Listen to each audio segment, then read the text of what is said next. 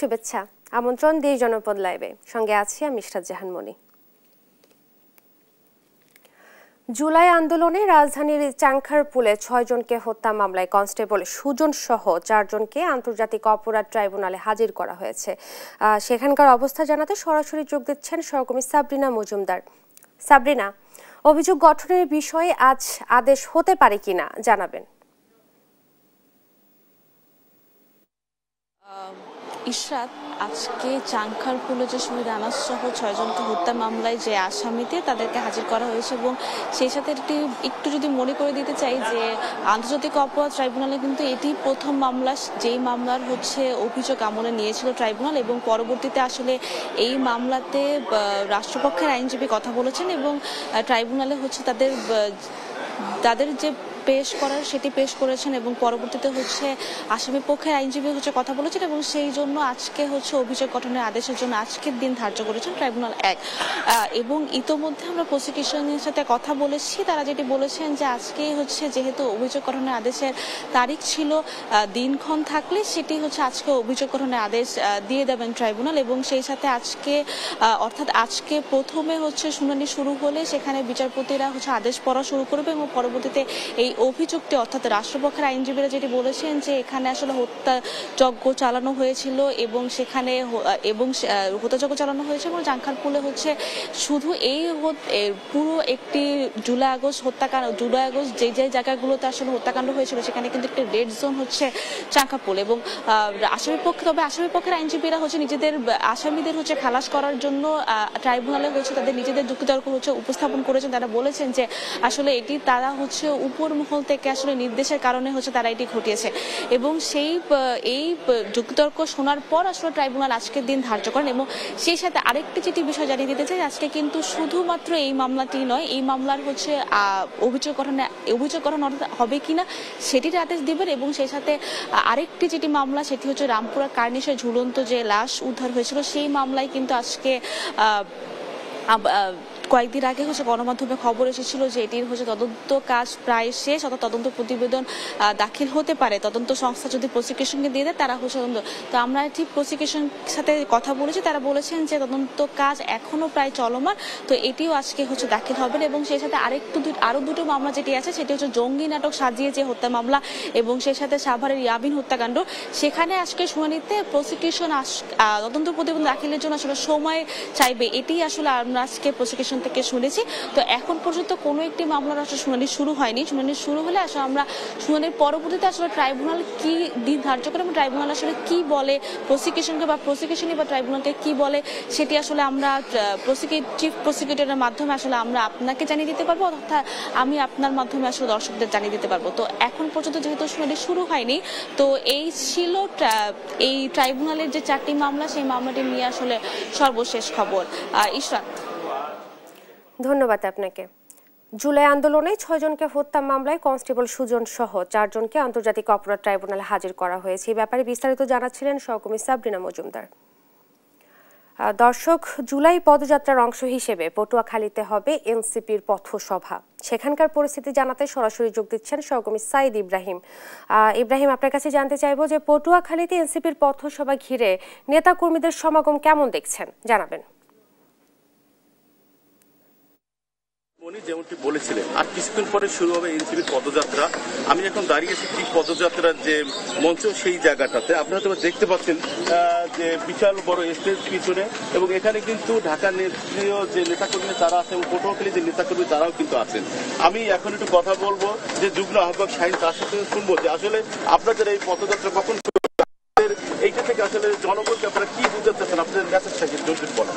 জাতীয় নাগরিক পার্টি এনসিপির পটুয়াখালী জেলার আজকে পদযাত্রা শুরু হওয়ার কথা ছিল 11টায়, কিন্তু আজকে আপনারা হয়তো জেনে থাকবেন পটুয়াখালীর প্রত্যেকটা উপজেলায় সকাল থেকে মুষলধারে বৃষ্টি হচ্ছে, যে কারণে আমাদের নেতাকর্মীরা আসতেছেন, পথে আছেন, আমরা একটু দেরি করে এই জন্য শুরু করতেছি।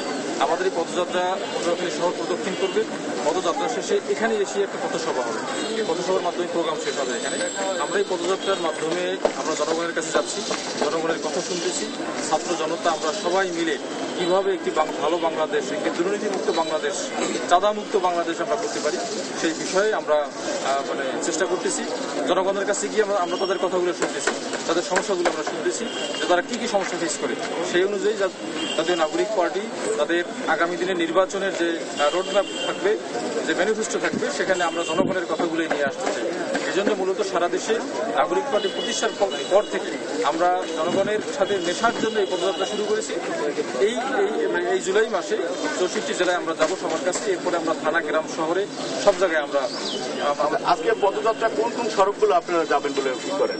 আজকে আমাদের নিউ মার্কেট থেকে শুরু হবে, এরপরে পুরাতন বাজার, পটুয়াখালী শহরের বনানী মোড়, এরপরে তিতাস মোড় হয়ে আবার এখানে আমরা আসবো।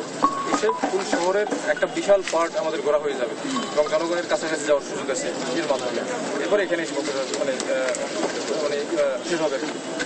ধন্যবাদ। যেমনটি শুনছিলেন, আসলে তারা পটুয়াখালীর যে প্রধান যে সড়কগুলো আছে সেই সড়কগুলো তারা প্রদক্ষিণ করবেন এবং প্রদক্ষিণ শেষে এর মাঝখানে কিন্তু তারা জুলাই গণ অভ্যুত্থানে যারা শহীদ হয়েছে সেই পরিবারের সাথে তারা দেখা করবেন এবং এই জায়গাটায়, এই হৃদয় তরুয়া চত্বর, এই জায়গাটায় এসে তারা কিন্তু তাদের পদযাত্রা শেষ করে এইখানে কিন্তু তাদের সমাবেশ অনুষ্ঠিত হবে। এই ছিল আসলে জুলাই পদযাত্রা নিয়ে এখনকার মতো আমার কাছে সবকিছু তথ্য। আমরা ফিরে যাবো স্টুডিওতে মনির কাছে। ময়মনসিংহ ও নাটোরে ছাত্রদলের উদ্যোগে অনুষ্ঠিত হচ্ছে মব সৃষ্টি করে মানুষ হত্যার প্রতিবাদে বিক্ষোভ কর্মসূচি। আরও জানাতে সরাসরি যুক্ত হচ্ছেন সহকর্মী ইলিয়াস আহমেদ ও মামুন খান। শুরুতেই যাচ্ছি ময়মনসিংহে ইলিয়াসের কাছে। ইলিয়াস, আপনার কাছে জানতে চাইবো যে কর্মসূচিতে কি কি দাবি তুলে ধরা হয়েছে?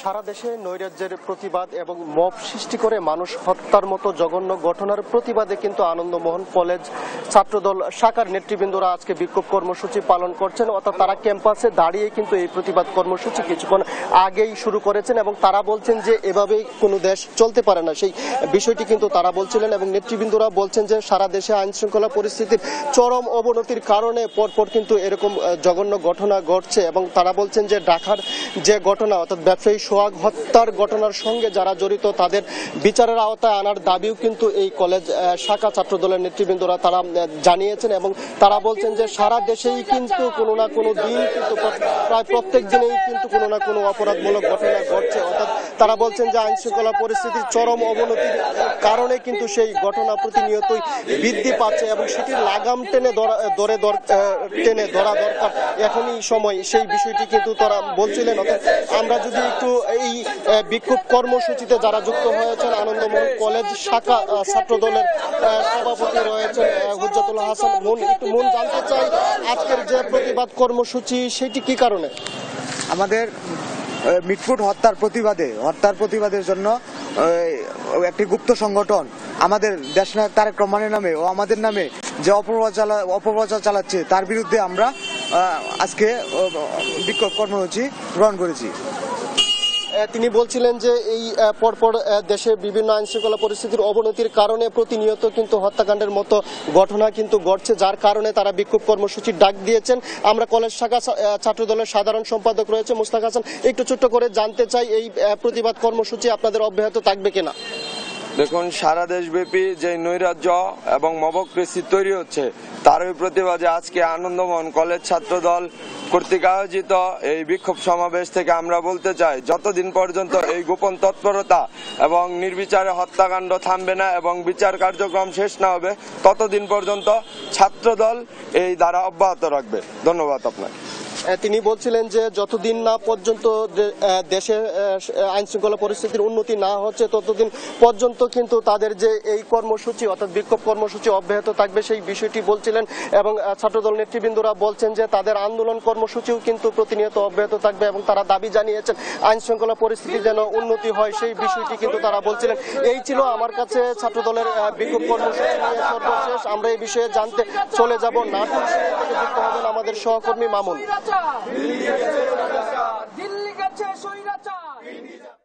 ধন্যবাদ ইলিয়াস। আমরা শুনছিলাম ময়মনসিংহ থেকে কেন্দ্রীয় কর্মসূচির অংশ হিসাবে, কিন্তু আজকে নাটোরও এই একই কর্মসূচি রয়েছে যে সারা দেশে নৈরাজ্য সৃষ্টি এবং মব তৈরি করে সাধারণ যে নাগরিকগণ রয়েছে তাদের উপর হামলার যে প্রতিবাদ করছে নাটোর জেলা ছাত্রদল, তার থেকে আমরা সরাসরি দেখানোর চেষ্টা করেছিলাম। তারা কিন্তু ইতিমধ্যে নাটোর আলাইপুরে কেন্দ্রীয় কার্যালয়ের সামনে থেকে একটি বিক্ষোভ মিছিল নিয়ে তারা কিন্তু নাটোর প্রেস ক্লাবের দিকে অগ্রসর হচ্ছেন এবং যাচ্ছেন। আমরা তাদের কাছ থেকে জানলাম যে কেন বা তারা এই আয়োজন কেন বা তারা আজকে বিক্ষোভ করছেন এবং তাদের কি কি কর্মসূচি রয়েছে আমরা একটু শুনবো তাদের কাছ থেকে এবং তারা কি বলে। আচ্ছা, কেন আপনারা এই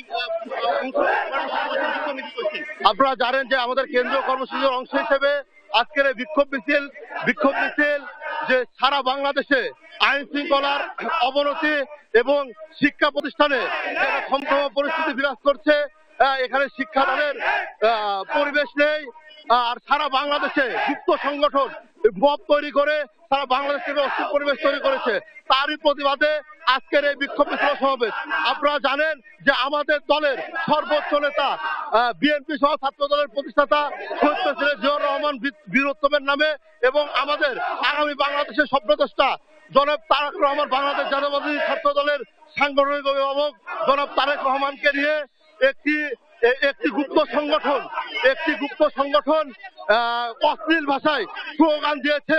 আমরা তার নিন্দা এবং প্রতিবাদ জানাই। নাটোর জেলা ছাত্রদল তাদের এই স্লোগানের তীব্র নিন্দা এবং প্রতিবাদ জানায় এবং স্পষ্টভাবে বলে দিতে চাই, যদি আমাদের নেতাকে নিয়ে অপরাধ তৈরি করা হয় তাহলে আমরা নাটোর জেলা ছাত্রদল আমরা নাটোরের রাজপথ থেকে যাবো না।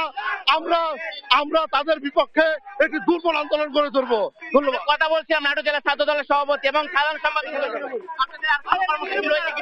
আমরা আপনাদের মধ্যে স্পষ্টভাবে বলে দিতে চাই, আজকে বাংলাদেশকে নিয়ে একটি পরাজিত শক্তি ষড়যন্ত্র চেষ্টা করছে।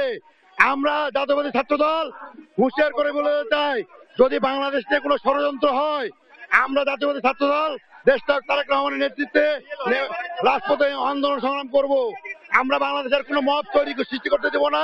আমরা সন্ত্রাসীর বিপক্ষে, চাঁদাবাদের বিপক্ষে, সন্ত্রাসী চাঁদাবাদ যেই দলেরই হোক আমরা তার বিপক্ষে অবস্থান নিব জাতীয়বাদী ছাত্রদল এবং তারেক রহমানের স্মার্ট বাংলাদেশ, একত্রিত বাংলাদেশ বাস্তবায়নের জন্য যা যা প্রয়োজন আমরা জাতীয়বাদী ছাত্রদল তাই করবো ইনশাল্লাহ। আমরা কথা শুনছিলাম যে নাটোর জেলা ছাত্র দলের সভাপতি সেক্রেটারি তারা কিন্তু আমাদের কাছে জানাচ্ছিলেন যে সারা দেশে মব তৈরি করে এবং সন্ত্রাসী নৈরাজ্য সৃষ্টি করে যেই কার্যক্রম চলছে এবং চাঁদাবাজির বিরুদ্ধে তারা কিন্তু আজকে রাস্তা নেমে এসেছে এবং আইন শৃঙ্খলার অবনতির জন্য কিন্তু তারা আজকে রাস্তায় নেমে এসেছে। নাটোর থেকে সর্বশেষ জানাচ্ছিলাম ইসরাত জাহান। আপনাদেরকে ধন্যবাদ। ছাত্রদলের উদ্যোগে অনুষ্ঠিত হচ্ছে বিক্ষোভ কর্মসূচি এবং এই ব্যাপারে বিস্তারিত জানাচ্ছিলেন ময়মনসিংহ এবং নাটোর থেকে সহকর্মী ইলিয়াস আহমেদ এবং মামুন খান। নোয়াখালী ও ফেনীর বন্যা পরিস্থিতির সর্বশেষ খবর জানাতে সরাসরি যুক্ত হচ্ছেন সহকর্মী মাওলা সুজন ও তোফায়েল আহমেদ নিলয়। শুরুতেই যাব নোয়াখালীতে সুজনের কাছে। সুজন, ক্ষয়ক্ষতির পরিমাণ কেমন দেখছেন এবং নোয়াখালীতে দুর্গতদের সহায়তায় কি উদ্যোগ দেখছেন বা নেওয়া হয়েছে জানাবেন।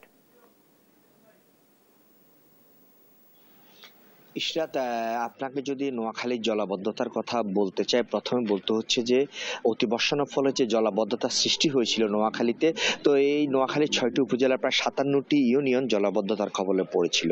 তো এখানে আসলে যে জেলা প্রশাসনের তথ্য অনুযায়ী যে সর্বশেষ তথ্য আমি জানতে পেরেছি যে এখনো কিন্তু প্রায় 33টি আশ্রয় কেন্দ্রে প্রায় 1000-এরও বেশি মানুষ রয়েছে এবং একই সাথে কিন্তু জেলার যে 57টি ইউনিয়নে এখন কিন্তু পানি বন্দী অবস্থা রয়েছে 24,950টি পরিবার। এছাড়া যে ক্ষতিগ্রস্ত লোকের সংখ্যা হচ্ছে প্রায় 1 লাখের উপরে। তো আসলে যে বিভিন্ন উপজেলার 57টি বাড়ি বিধ্বস্ত হয়েছে জলাবদ্ধতায় এবং যে 1023 জন মানুষ বিভিন্নভাবে ক্ষতিগ্রস্তের শিকার হয়েছে। তো যারা আশ্রয় কেন্দ্রে বর্তমানে রয়েছে 1000-এরও মানুষ, তাদের জন্য জেলা প্রশাসনের পক্ষ থেকে শুকনো খাবার বিতরণ করা হয়েছে, একই সাথে নগদ টাকা বিতরণ করা হয়েছে এবং যে চাল বিতরণ করা হয়েছে। তবে যেটি জানতে পেরেছি যে তা কিন্তু পর্যাপ্ত নয়। তারা আসলে যে রান্নার উপকরণ এবং যে বিশুদ্ধ পানির সংকট রয়েছে আশ্রয় কেন্দ্রগুলোতে। তো এছাড়া যে যদি আপনার যে একটু ক্ষয়ক্ষতির পরিমাণ বলতে যায় যে কৃষি খাতে একটু ক্ষতিগ্রস্ত হয়েছে। কৃষি খাতে নোয়াখালী জেলা কৃষি সম্প্রসারণ অধিদপ্তরের মতে যে 5199 হেক্টর জমি ক্ষতিগ্রস্ত হয়েছে। এর মধ্যে আমন বীজতলা 891 হেক্টর এবং আউশের বীজতলা 2509 হেক্টর এবং যে শরৎকালীন এবং গ্রীষ্মকালীন সবজি রয়েছে সেটি করেছে 1200 হেক্টর জমির যে সবজি ক্ষতিগ্রস্ত হয়েছে। তো আমি এখন এই বিষয়ে কথা বলার জন্য চলে যাব ফেনীতে। সেখানে রয়েছেন আমাদের সহকর্মী নিলয়। আপনি ফেনীর সর্বশেষ পরিস্থিতি আমাদেরকে জানাবেন। ধন্যবাদ সুজন আপনাকে। আপনি যেমনটি বলছিলেন নোয়াখালীর বন্যা পরিস্থিতি, আমি এই মুহূর্তে রয়েছি ফেনীর ফুলগাজী মুন্সিরহাট ইউনিয়নের নোয়াপুর এলাকায়। আসলে ফেনীর বন্যার যে মূল কারণ ছিল মুহুরী, কহুয়া এবং সিলোনিয়া নদীর বন্যা নিয়ন্ত্রণ বাঁধের ভাঙন, সেই ভাঙনগুলো দিয়ে এখনও কিন্তু লোকালয়ে পানি প্রবেশ করছে। আমার পিছনে যে দৃশ্যটি দেখতে পাচ্ছেন, এই ভাঙন দিয়ে এখনও লোকালয়ে কিন্তু পানি প্রবেশ করছে।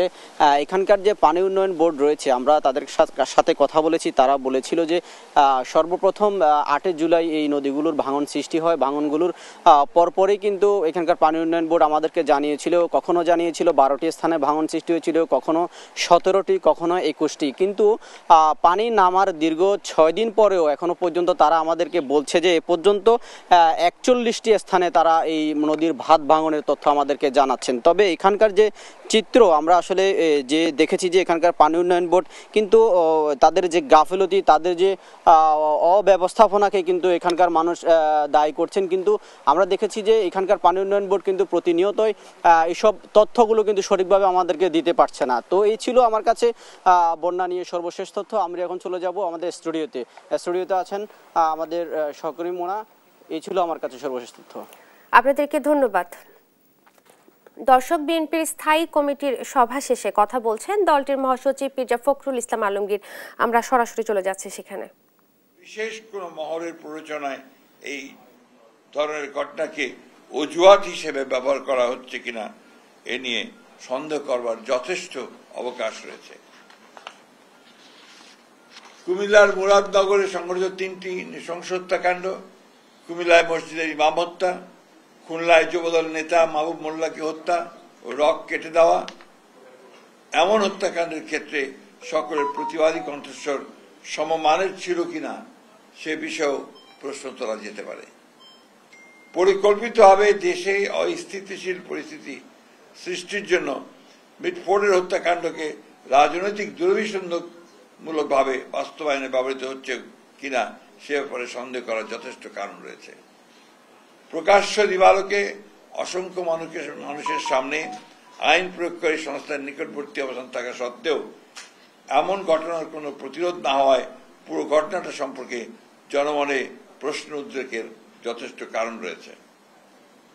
জনসম্মুখের হত্যাকাণ্ডের প্রতিবাদ এবং প্রতিরোধ ছাড়া বিনা বাধায় ভিডিও ধারণ যুক্তিসঙ্গতভাবেই অনেক প্রশ্নের জন্ম দেয়। পুলিশের বক্তব্য থেকে জানা যায়, গ্রেপ্তারকৃতদের জিজ্ঞাসাবাদে এই ঘটনার সাথে সংশ্লিষ্টদের রাজনৈতিক পরিচয় সম্পর্কে কোনো তথ্য উদ্ঘাটিত হয়নি। মাত্র গুটি কয়েক সন্ত্রাসী দ্বারা প্রকাশ্যে এমন হত্যাকাণ্ড সংঘটিত হওয়ায় মাত্র 1 বছর আগে সংঘটিত জুলাই গণঅভ্যুত্থানের চেতনার সম্পূর্ণ বিপরীতে আইনের শাসন ধ্বংসের ষড়যন্ত্র বলেই বিবেচিত হতে পারে। সরকার পরিচালনার দায়িত্বে না থাকা সত্ত্বেও বিশেষ একটি রাজনৈতিক দল ও তার প্রধান নেতৃত্বকে দায়ী করে বিক্ষোভ মিছিল আয়োজন এবং অশ্লীল ভাষা প্রয়োগ করে রাজনৈতিক সংস্কৃতিকে আবারও সেই ফ্যাসিবাদের যুগে ফিরে নিয়ে যাচ্ছে কিনা সেটাও জনগণের সামনে প্রশ্ন হয়ে দেখা দিয়েছে।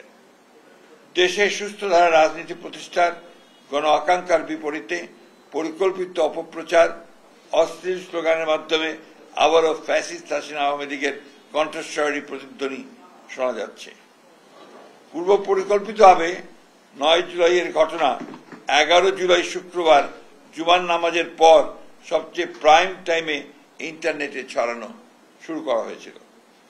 পরিকল্পিতভাবে নির্দিষ্ট কিছু সোশ্যাল মিডিয়া আইডি ও পেজ থেকে আগে থেকেই তৈরি করে রাখা ফটো কার্ডগুলো অনলাইনে ছড়ানো শুরু হয়।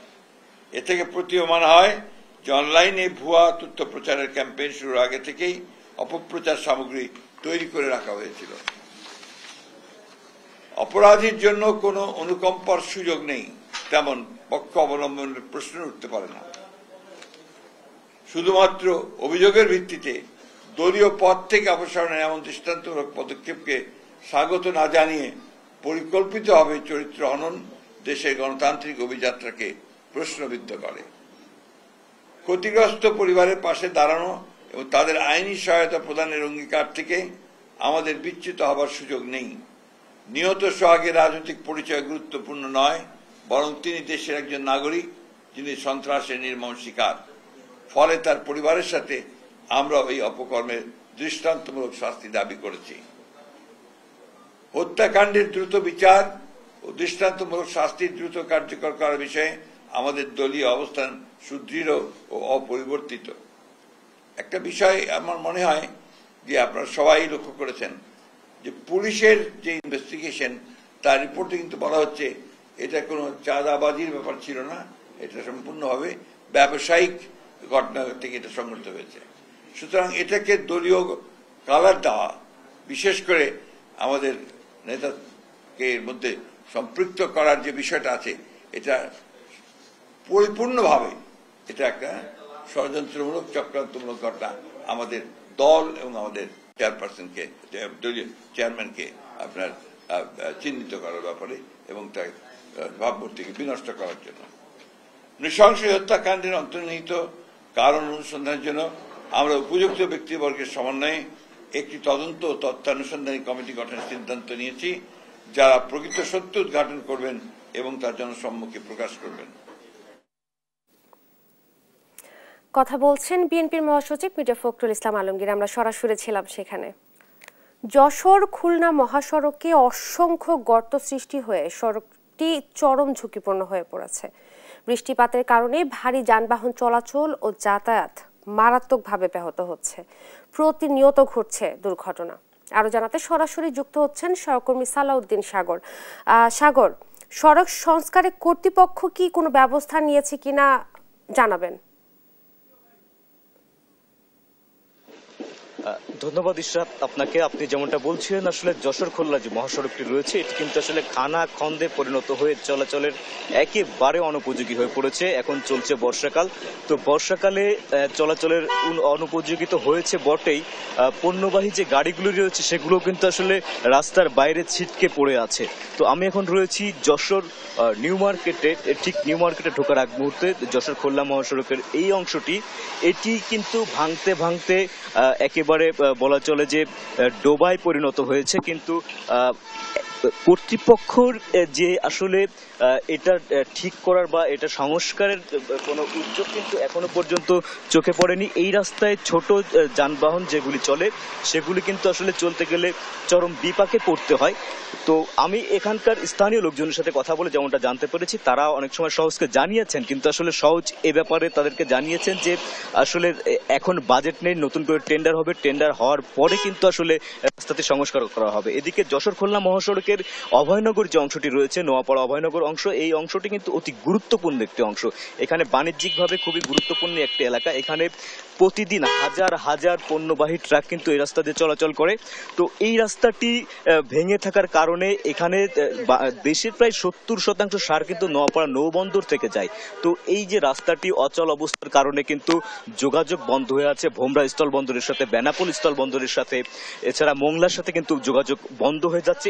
একমাত্র স্থলপথ কিন্তু এটাই, যেটা দিয়ে কিন্তু দেশের 70% সার কিন্তু যাতায়াত করে। তো ব্যবসায়ীরা আমাদেরকে যেমনটা জানিয়েছেন, সহজ বারবারই সংস্কারের কথা বলে আসছে। 2017 সালে রাস্তাটি যশোরের শহরের পালবাড়ি থেকে একেবারে নোয়াপাড়ার রাজঘাট পর্যন্ত কিন্তু 38 কিলোমিটারের যে সড়কটি, এটি কিন্তু টেন্ডার হয়। তারপরে নানা কারণে কয়েকবার পেছানোর পরে 2023 সালে ফাইনালি সেটার কাজ শেষ হয়। কিন্তু এই সড়কটির কাজ শেষ হওয়ার পরেও, যশোর খুলনা মহাসড়কের এই অংশের কাজ শেষ হওয়ার পরেও কিন্তু আসলে আমরা দেখতে পাচ্ছি যে মানে এই সড়কটির জন্মই যেন হয়েছে সংস্কারের জন্য।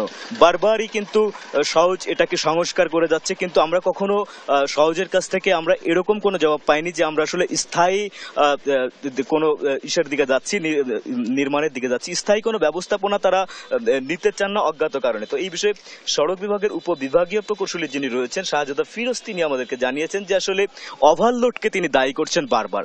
তিনি বলছেন যে ওভারলোডের কারণে রাস্তার এই খানাখন্দ সৃষ্টি হচ্ছে। আবার নির্বাহী প্রকৌশলী গোলাম কিবরিয়া যিনি রয়েছেন, উনি বলছেন যে মাটি নরম, সে কারণে কিন্তু আসলে রাস্তা বসে যাচ্ছে। তো সব মিলিয়ে আসলে সহজের কাছ থেকে কোনো সদুত্তর কিন্তু আমরা পাচ্ছি না। তো এই ব্যাপারে আমি ট্রাঙ্ক লরি শ্রমিক ইউনিয়নের যে নেতারা রয়েছে তাদের সাথে আমরা কথা বলেছি। তারা আমাদেরকে যেমনটা জানিয়েছে যে একই পরিমাণ মালামাল নিয়ে অন্য সড়কে যখন তারা যান তখন কিন্তু তাদের হচ্ছে এই যে ওভারলোডিং এর যে সমস্যাটার কথা বলছে, তখন বলছে অন্যান্য সড়কে সমস্যা হয় না, তাহলে যশোর খুলনা মহাসড়কে কেন সমস্যা? এই কারণে কিন্তু তারা রাস্তায় দুর্নীতি হয়েছে, অনিয়ম হয়েছে এটাকে দায়ী করছেন। তো ইশরাত, এই ছিল আমার কাছে এখন পর্যন্ত যশোর খুলনা মহাসড়কের সর্বশেষ। তবে আর একটু জানিয়ে রাখি, সওজের নির্বাহী প্রকৌশলী যিনি রয়েছেন তিনি আমাদেরকে জানিয়েছেন যে 1,72 লক্ষ টাকা ব্যয় কিন্তু নতুন করে আবারও সংস্কারের কাজ শুরু হয়েছে, কিন্তু এটা কিন্তু স্থায়ী কোনো উদ্যোগ না। তো এই ছিল আমার কাছে সর্বশেষ। ধন্যবাদ আপনাকে। প্রতিদিনই বাড়ছে ডেঙ্গুতে আক্রান্তের সংখ্যা। চট্টগ্রামের সর্বশেষ পরিস্থিতি জানাতে সরাসরি যুক্ত হচ্ছেন সহকর্মী AKM নাজিম। নাজিম, চট্টগ্রামে বর্তমানে কতজন ডেঙ্গুতে আক্রান্ত রয়েছেন, বিস্তারিত জানাবেন। চট্টগ্রামে ডেঙ্গু আক্রান্তের সংখ্যা কিন্তু বাড়ছে, পাশাপাশি হাসপাতালগুলোতে যারা ডেঙ্গু আক্রান্তের সংখ্যা সেটিও বাড়ছে, কারণ হাসপাতালে প্রতিদিন গড় হিসেবে আমরা বলি চট্টগ্রামে কিন্তু প্রতিদিন গড়ে 15 থেকে 20 জন ডেঙ্গুতে আক্রান্তের সংখ্যা বলছেন সিভিল সার্জন কার্যালয়। কারণ গতকালকে যারা সিভিল সার্জন কার্যালয় থেকে যে তালিকা দেওয়া হয়েছিল সেই তালিকায় 17 জন আক্রান্ত হয়েছে বলে আমরা জানতে পেরেছি। পাশাপাশি গতকালকে কিন্তু একজন ডেঙ্গু আক্রান্ত হয়ে মৃত্যুবরণ করেছেন চট্টগ্রামে। যেটি আমরা জেনেছি এই বছর কিন্তু চলতি বছর পর্যন্ত এখন পর্যন্ত ডেঙ্গুতে 3 জনের মৃত্যু হয়েছে। পাশাপাশি চলতি বছরে আক্রান্তের সংখ্যা কিন্তু প্রায় 200-র কাছাকাছি। ডেঙ্গুর যে আক্রান্তের সংখ্যা সেটি নগরের পাশাপাশি জেলার বিভিন্ন উপজেলাতে কিন্তু এটির যে প্রাদুর্ভাব সেটি ছড়িয়ে পড়ছে। কারণ আমরা যেটি খোঁজ দিয়ে জেনেছি নগরের অধিকাংশ এলাকা এবং জেলার সবগুলো উপজেলায় কিন্তু বিভিন্ন বাসা বাড়িতে এবং ঘরের মধ্যে সাধারণ মানুষ কিন্তু জ্বর আক্রান্ত হচ্ছেন। জ্বর, সর্দি, কাশি এইসব উপসর্গ কিন্তু গত 1 মাস ধরে কিন্তু চট্টগ্রামের সাধারণ যারা মানুষ রয়েছেন তাদের মাঝে বেশি বলে আমরা যেটি খোঁজ নিয়েছি সেটি জানতে পেরেছি। এবং হাসপাতালগুলোতে কিন্তু প্রতিদিন গড়ে অনেকগুলো মানুষ কিন্তু ডেঙ্গুতে যে শনাক্তের পরীক্ষা সেটি করছেন। এবং হাসপাতালের পক্ষ থেকে এবং সিভিল সার্জন কার্যালয়ের পক্ষ থেকে তারা যেমনটি বলছেন ডেঙ্গুতে আক্রান্তের সংখ্যা বাড়ার সাথে সাথে কিন্তু হাসপাতালগুলোতে আলাদা ওয়ার্ড করা হয়েছে। বিশেষ করে চট্টগ্রামের সবচাইতে বড় যে হাসপাতাল চট্টগ্রাম মেডিকেল কলেজ হাসপাতাল, এখানে ডেঙ্গুতে আক্রান্ত রোগীদের জন্য কিন্তু আলাদা একটি ওয়ার্ড করা হয়েছে, যেখানে শুধু ডেঙ্গু আক্রান্ত যারা আক্রান্ত হচ্ছেন তাদেরকে চিকিৎসা দেওয়া হচ্ছে। ডেঙ্গুতে আক্রান্তের যারা আক্রান্ত হচ্ছে তাদের পাশাপাশি অন্যান্য রোগেও কিন্তু তারা আক্রান্ত হচ্ছে, তাদেরকে ডেঙ্গু ওয়ার্ডে আলাদা বিশেষায়িত যে ওয়ার্ড সেখানে চিকিৎসা দিচ্ছেন এবং তাদেরকে সার্বক্ষণিক পর্যবেক্ষণে রাখছেন চিকিৎসকরা। আরেকটি কথা বলা যায়, কারণ ডেঙ্গুর পাশাপাশি চট্টগ্রামে ডেঙ্গুর পাশাপাশি এবার কিন্তু করোনাও কিন্তু চোখ রাঙাচ্ছে। কারণ চলতি মাসে করোনা তেমন শনাক্ত না হলেও কিন্তু বর্তমানে চট্টগ্রামে কিন্তু হু করে করোনা শনাক্ত বেড়েছিল। কারণ চলতি বছরের এখন পর্যন্ত চট্টগ্রামে 8 জন কিন্তু করোনায় আক্রান্ত হয়ে নিহত হয়েছেন এবং প্রায় 200 মানুষ করোনা শনাক্ত হয়েছে।